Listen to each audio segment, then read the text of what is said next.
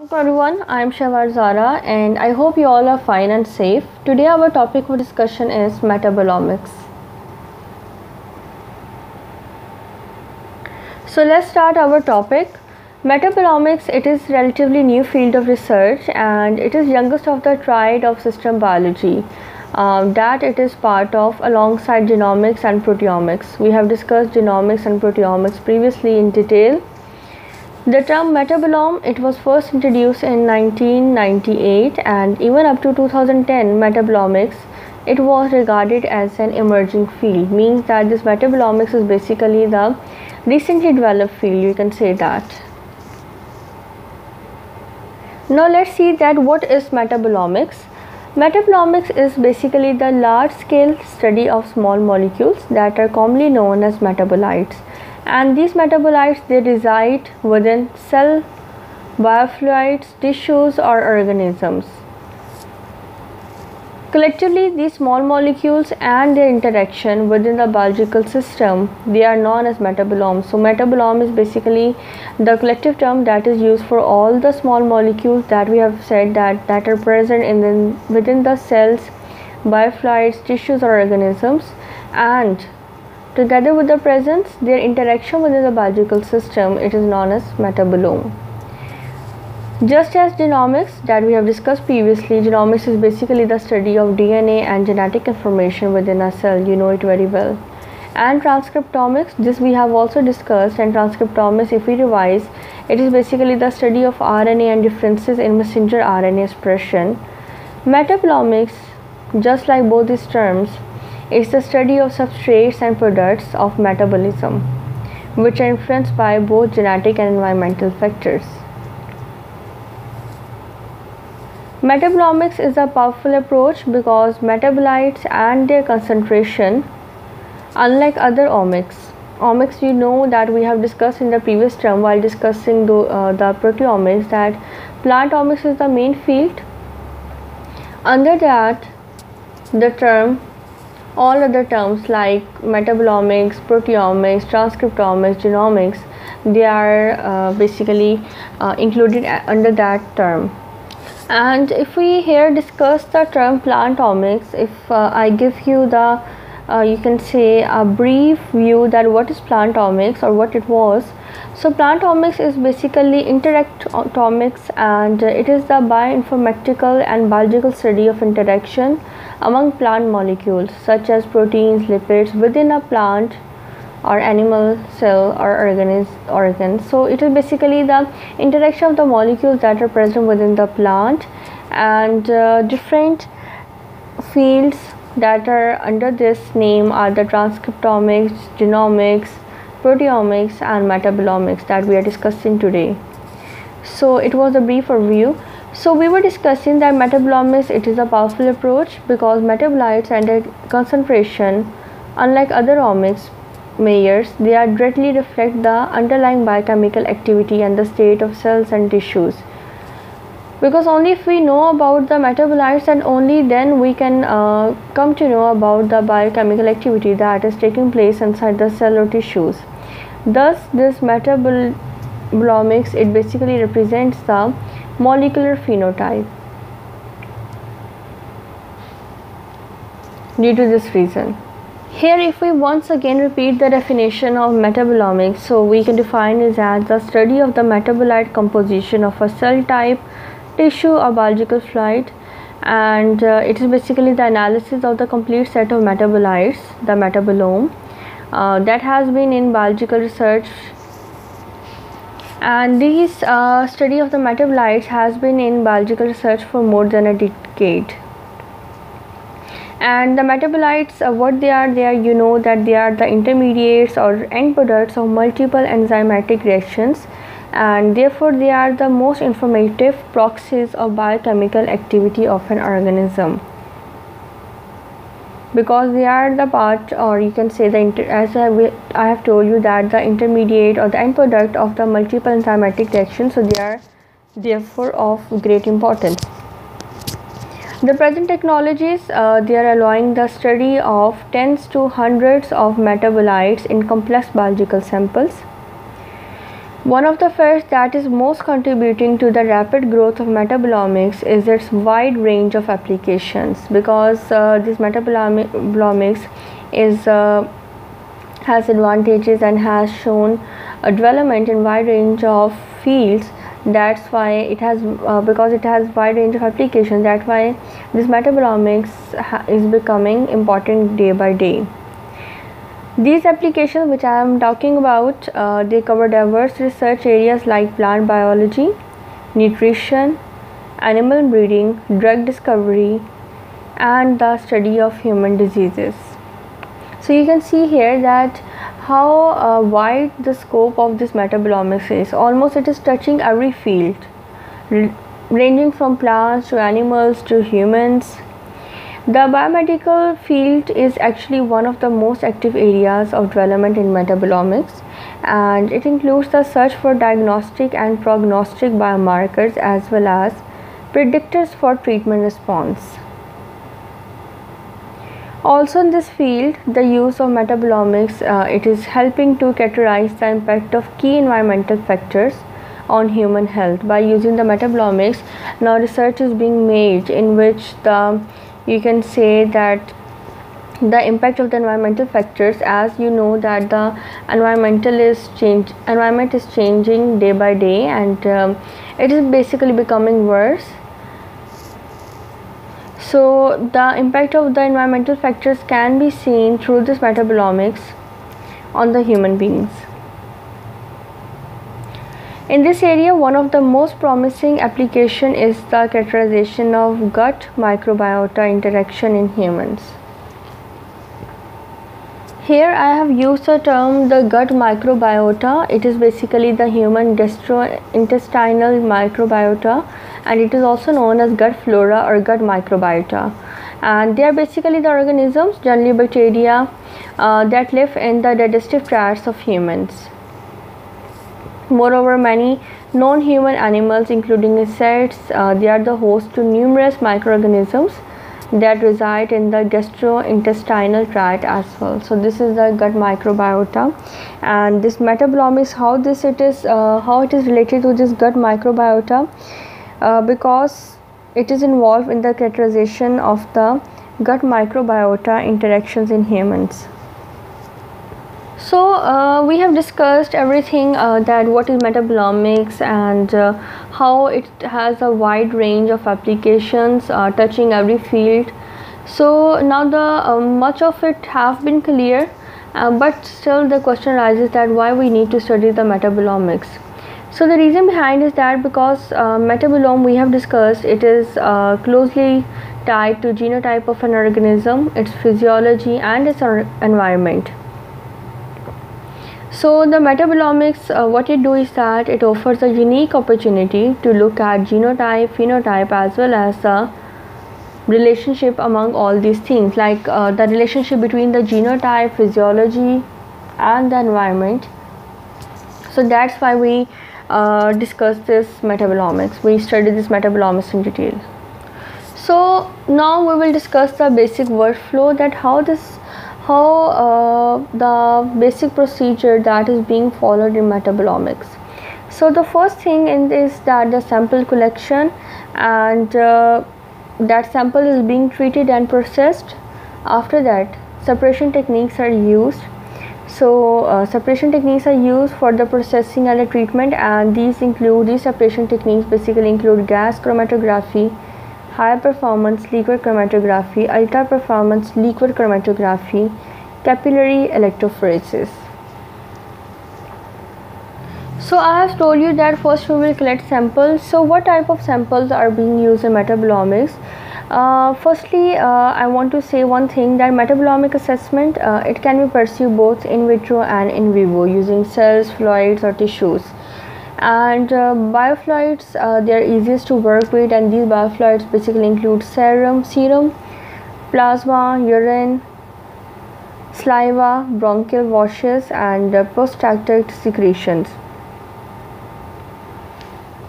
So this is a sample that is being used in the metabolomics.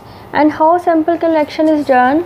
and how it is handled. So what happened in this is that all biological samples, they are collected for metabolic analysis. We know it very well, and this metabolic analysis, it basically requires careful sample handling and special requirements for diet, physical activities, and the patient validation.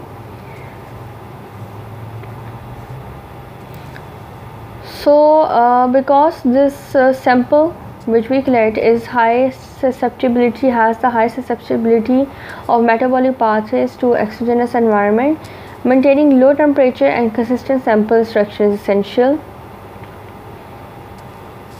For body fluids, biofluids that we have said, standard sample volume is 0.1 to 0.5 microliter, not microliter, milliliter.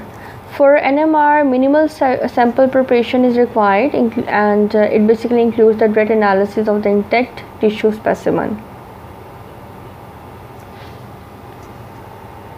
So once the separation is done, after that the next step is to detect the metabolite. So for this detection, detection techniques like nuclear magnetic resonance spectroscopy, that is your NMR, and mass spectrometry, that is your MS, is being used. After that, data analysis is done using multivariate analysis. For example, principal component analysis, that is noted by PCA, partial least squares, that is noted by PLS, and orthogonal PLS, that is noted by OPLS.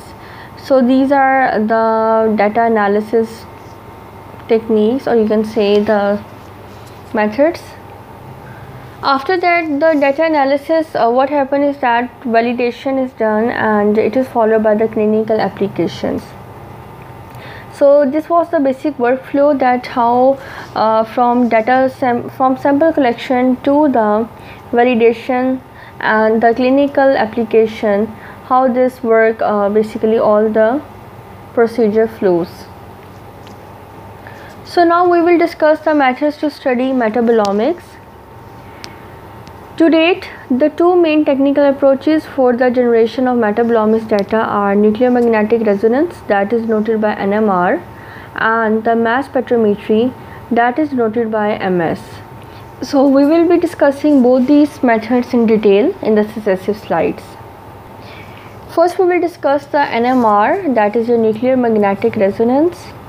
So NMR is fast and highly reproducible spectroscopic technique, and it is based on the energy absorption and re-emission of the atom nuclei. And why this energy absorption and the re-emission occurs? Due to the variation in an external magnetic field. So due to this variation in the external magnetic field, this energy absorption and re-emission of the atom nuclei takes place. Depending on the atom nuclei being targeted by applied magnetic field, different types of metabolomic data are generated. However, in the analysis of samples of biological origin, hydrogen, is the most commonly targeted nucleus, and the reason behind it is because that the hydrogen is naturally abundant in the biological sample. So due to its natural abundance in the biological sample, hydrogen is the most commonly targeted nucleus. Although less frequent, other atoms like carbon and the phosphorus, they are also targeted by NMR, and they provide additional information on specific metabolite types.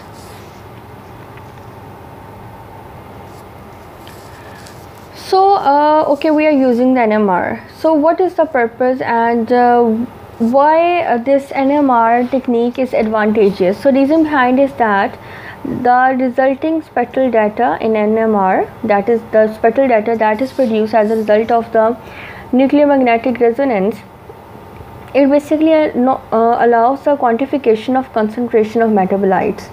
But together with this, it also provides information about its chemical structure. So you know it very well that how much the chemical structure of the metabolites is important. So this NMR, it provides you with the chemical structure of the metabolite together with its concentration within the sample. So the spectral peaks areas that are generated by each molecule, they are used as an indirect measure of the quantity of the metabolite in the sample. So these spectral peaks that are generated as a result of NMR, it gives you the information that how much or what the quantity of the metabolite is present within the sample. Whereas this was about the peaks, but now there is a pattern, you know that there is a certain pattern of the spectral peaks. So what that pattern informs you, so that pattern, it basically what it shows that it informs on the physical properties of the molecule that is used to identify the type of metabolite, those physical properties. The spectral data that is obtained with NMR techniques, they can be referenced to one or two frequency axes, and on the basis of this frequency axis, these are of two types: one-dimensional NMR, that is denoted by 1D NMR spectral analysis spectra. So what is this one-dimensional NMR spectra? 1D NMR spectra, they are based on single frequency axis where the peaks of each molecule, they are placed within its resonant frequencies.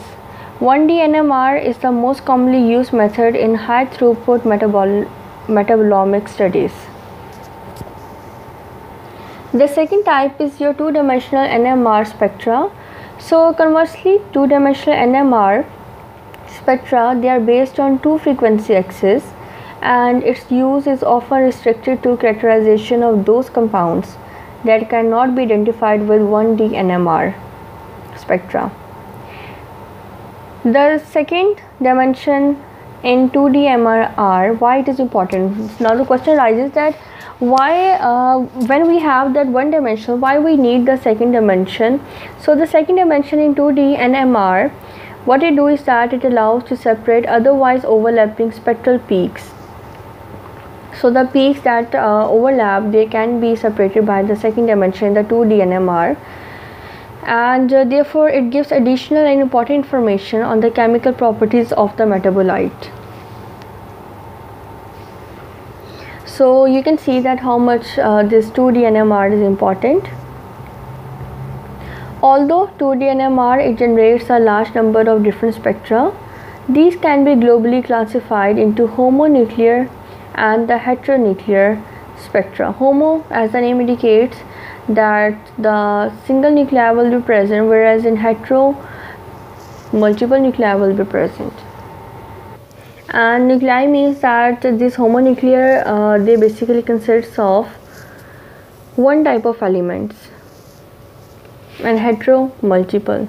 So you can see here, before, after the homonuclear, hydrogen, hydrogen, NMR is written, and hetero, you can see hydrogen, carbon, hydrogen, nitrogen. So you can see that how the both terms differ from one another. Then there are also different pulse sequences that are used to generate the 2D NMR spectra, such as these pulse. First we will get to know that what is the pulse sequence.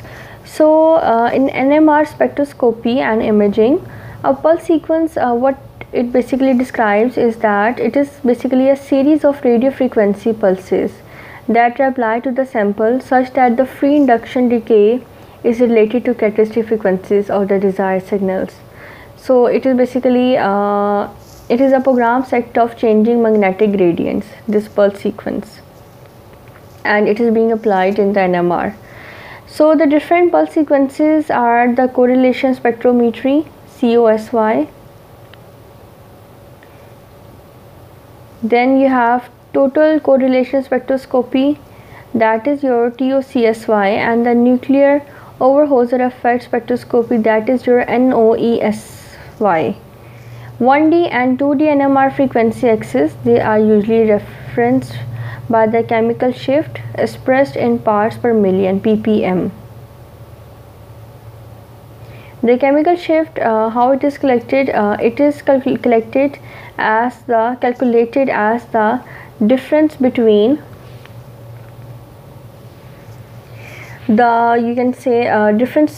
between the resonance frequency and that of the reference substrate, and subsequently it is divided by operating frequency of the spectrometer. Here you can see different graphs, and these are basically examples of spectra obtained with HNMR and LC-MS NMR. So what these various graphs show is that A1, it is an example of 3 spectra obtained with 1D, one-dimensional HNMR. The B1, it is the zoom view of the spectra in the A1. You can see that it is zoomed one. In the A1, all the you can say all the curves, they overlap, all the lines overlap, but in B, there you can see that how they differentiate from one another. So it is a zoom view of the spectra in A, and it is basically in the range of 2.66 to 2.74 ppm. Number C, C1 is an example of LC, that is your liquid chromatography mass spectrometry spectrum with color coded intensity, and it is referred by the m by z, that is your mass to charge and retention time axis. The D1, it is the sum of the LC-MS spectrum across the m by z axis.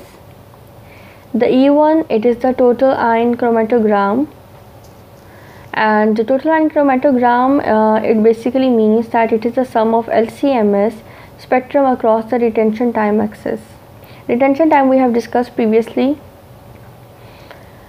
The color, you can see that this E1 is the colored.